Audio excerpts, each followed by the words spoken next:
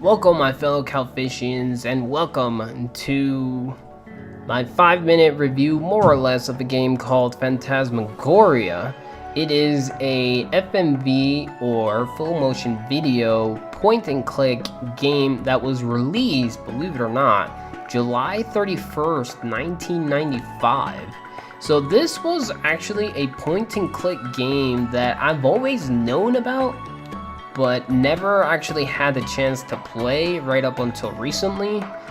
I believe this is my second FMV game that I've played in my entire life, so FMV games have always sparked interest in me, but never played because I didn't really have the courage to play one of those games, or didn't have the ability to play the game. Again, I've known about it, but I don't really know how long I've known about it for. I just knew it existed, but never played it. The game is actually super fun. It's really fun to see what they did back in the day, and even though today you would want to say it just doesn't hold up when it comes to graphic-wise or story-wise or whatever, like, to me, the game was just, I don't know, it's definitely something special. So obviously it's a point-and-click game, so you're running around with obviously an actual person trying to figure out what is going on in the mansion. So basically, it's this couple, a man and a woman, move into this mansion, and things start happening to the woman, and there she is trying to figure out what is going on, or why things are happening the way they do. Super fun. Some of the puzzles, like the large majority of the game was actually really simple to actually solve. But there was one puzzle in specific that I did have to cheat to figure out how to do, even though I already had the idea / the ability to solve it.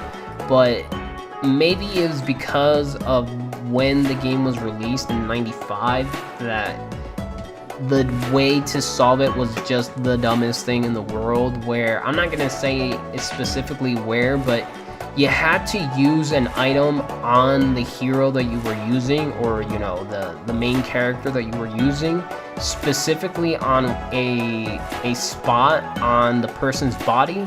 So it's like, okay, you have to do something, you sort of have a clue of where to go, but for whatever reason nothing is working. And again, because I'm not really all that great when it comes to puzzles or point and clicks in general, just not knowing what the answer was driving me crazy, and then sort of figuring it out, just not knowing how or even why it's not working. And then when you finally look it up, and it's like, oh, I had it right the entire time, but I had to click on a specific spot on the person's body for it to actually work. And it's like, what?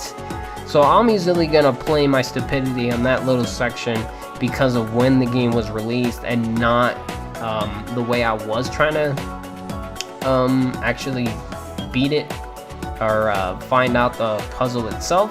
So this is actually another series that I ended up releasing for my playthroughs, also on YouTube. If you're interested in checking out more or less what the game is about, I would suggest to play the game if you've ever been interested in what an FMV game was.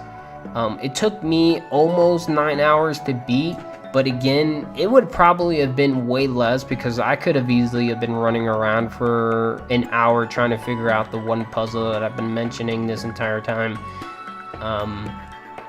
to figure out how to do.